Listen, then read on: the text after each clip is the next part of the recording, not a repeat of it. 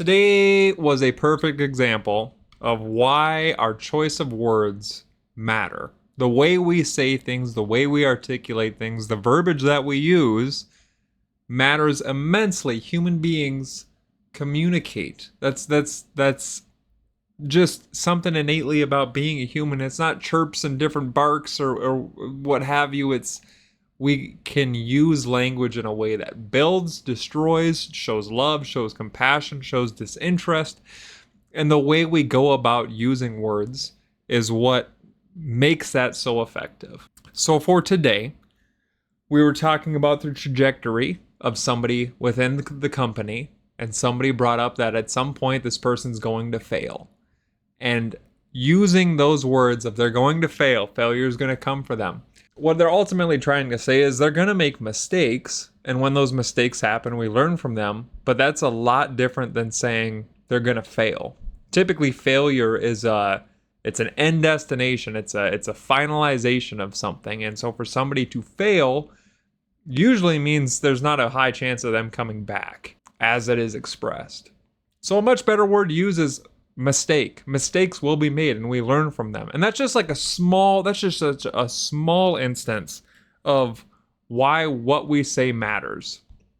Take for instance, like when you tell somebody, I love you, and you and your partner, you just exchange those back and forth. I love you. Hey, I love you. It's good to check in. It's good to say those things. Show the affection. But why? If we put some why behind why we love somebody, that just makes it so much more meaningful. Hey, instead of I love you, it's hey, I love that you take care of the house in such an amazing way and relieve stress in my life. Hey, I love you, and I love that you put in so much effort to make this relationship work between us. Hey, I love you, and I love everything that you've been doing lately, and I'm so proud of you. Adding the emphasis to things that we say just makes them so much more impactful.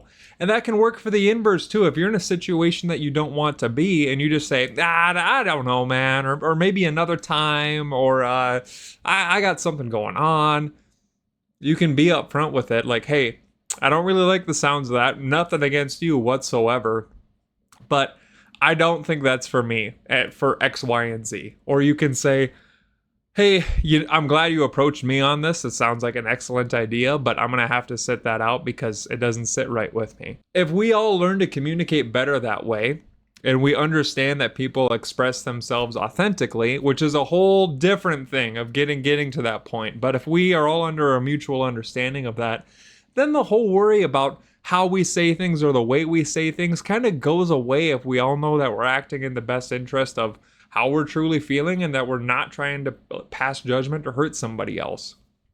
It's crazy being a human and all the nuances that come with it, but it's just so incredible to me, man. Like that we can discuss these things, that we can pinpoint these things, that there's conversations around them, there's studies around it about communication and body language and how we approach things. And it's worth investing into, it's worth looking into and getting better at. A lot of the things that I discuss here are skills to be built on. If you choose to do so, you don't have to whatsoever, but learning how to be an incredible human being is such a worthwhile endeavor. That's what I've said my purpose is for quite some time now, is to be an incredible human being that brings value and enrichment through my thoughts and actions. And if I can live up to that, by doing this, I'm doing a great job. If I can live up to that by being more meaningful with the way that I say things, I'm doing a great job. The way we say things matters. How we say them, when we say them, the tone we say them in, all matters. And it matters whether you're talking to somebody or talking to yourself. So learning how to communicate things, to be more direct, to add emphasis where it's needed, only makes things more direct and better. Better understanding, better communication. We hear that gripe all the time of like communication sucks, or we need to be good communicators, and like that's part of it. That's part of being good at it. So whoever you have to talk to today, if you're going to tell them something you always tell them, try to make it something a little bit different. Try to make it something a little more direct. And if stuff's coming your way that you're really not feeling, do the same thing. Be direct about it. Just say how you're really feeling. What's the worst that can happen? Really, what is? And if something really crazy does happen, you can work through it. You can work through it. That's a great learning opportunity. I don't know, man. Here we are in this crazy world just trying to survive. It is what it is. I thank you all for being here. Love you tons. And I'll see you next time.